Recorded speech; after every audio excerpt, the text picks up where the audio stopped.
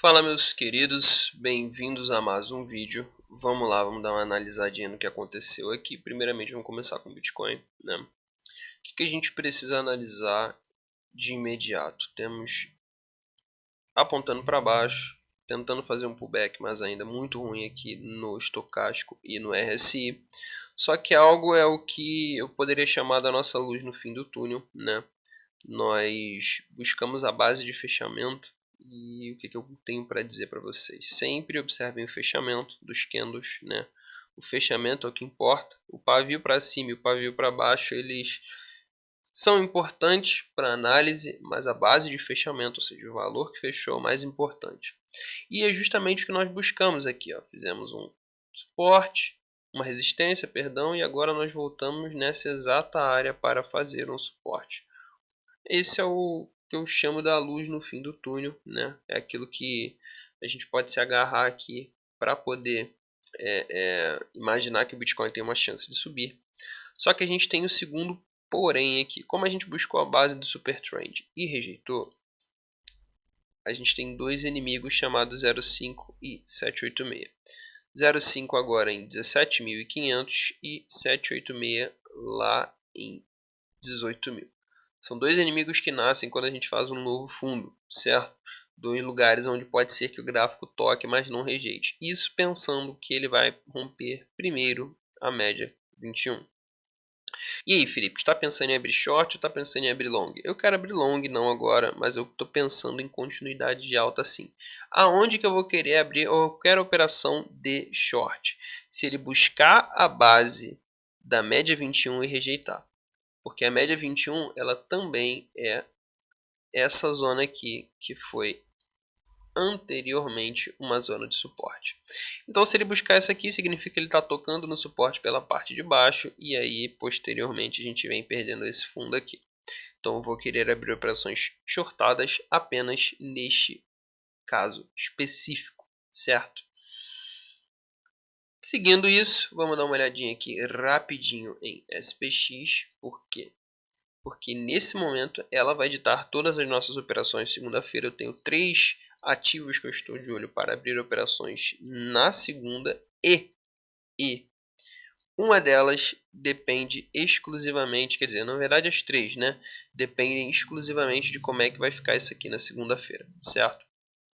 Nesse quesito, como a gente perdeu essa zona de suporte anterior, que era um suporte que segurou o gráfico por muito tempo, né? Anteriormente foi uma zona de resistência e segurou por 3 vezes o gráfico, a gente entra num cenário extremamente complicado.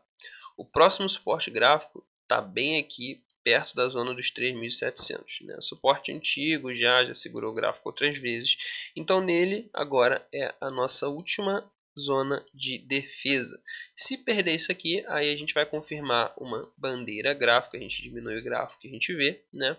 Uma bandeira gráfica, na verdade ela já deu uma confirmada, porque na perda desse fundo aqui a gente perdeu o que seria a base inferior da nossa bandeira. E essa bandeira aqui ela tem um alvo próximo a 3.300. O que a regra geral da bandeira diz? Você coloca até a base, né? Você pega a amplitude superior e projeta a partir do rompimento. Projetando a partir do rompimento, a gente tem ali 3.300 como alvo dessa bandeira gráfica. E aí, Felipe, tu acha que chega? Particularmente, eu acho que não. As reuniões que houveram do Fed recentemente dizem que o que eles estão tentando fazer é algo bom para a economia. Difícil, eu particularmente acredito ser impossível, mas de acordo com Jeremy é possível, que é controlar a inflação sem gerar uma recessão. Ou, se gerar uma recessão, for uma recessão branda o suficiente para ser facilmente controlada. Olha, eu vou dizer para vocês que eu acho que isso é sonho, mas ele acredita, e se ele acredita, eu torço para que dê certo, porque nesse cenário, logo nos primeiros meses de 2023, talvez a gente tenha um pouquinho de dor de cabeça, mas de março em diante, voltamos ao cenário de alta infinita. E se isso acontecer aqui, também acontece no Bitcoin. Por que, Felipe? Porque são os mesmos players. O mesmo cara que ganha bilhões aqui, investe bilhões lá também. certo? Dito isso, a primeira operação da nossa lista que eu estou de olho é a FTM.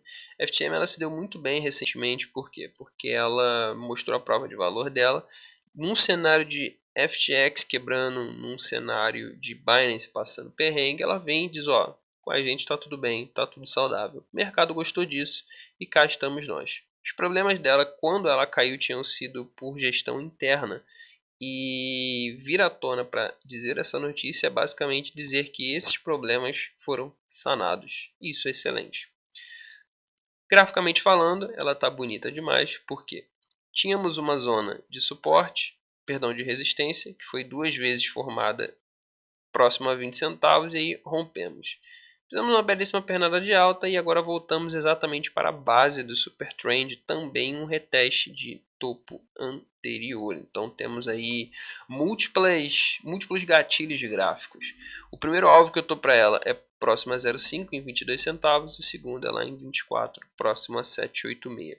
Outra coisa que confirma é o 40 do RSI sendo defendido com unhas e dentes, certo? E vindo de cima, então vindo de cima, uma tendência possivelmente de alta, sendo defendida pelo RSI.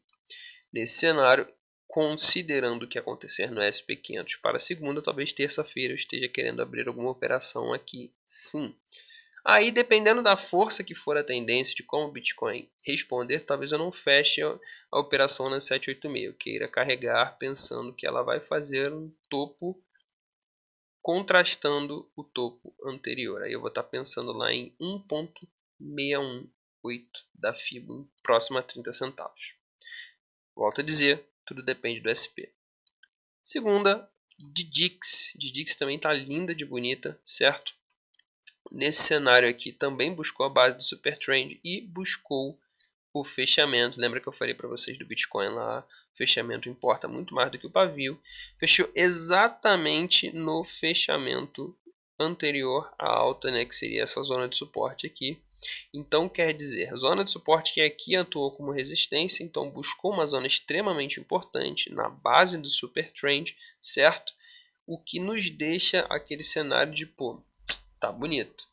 Se o SP500 não trollar a gente na segunda-feira, talvez aqui eu também queira abrir uma operação sim. Eu posso até esperar o rompimento da 0,23, porque aqui eu vou querer buscar lá em cima em 2,43, 2,40. Então eu posso muito bem esperar que o gráfico rompa essa 0,23 aqui para que eu queira fazer alguma operação bem mais alavancada buscando 786, certo? Já que nesse cenário aqui nós tivemos nós temos o estocástico apontando para baixo e o RSI já perdeu a zona dos 40 há muito tempo.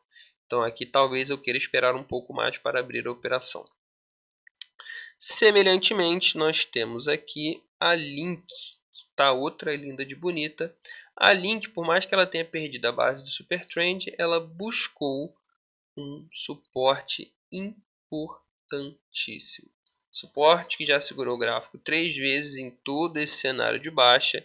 Na verdade, segurou mais vezes, é um suporte mais forte que a Link tem, próximo a 5 dólares e 65, 60 centavos, né? É o suporte mais forte que a Link tem.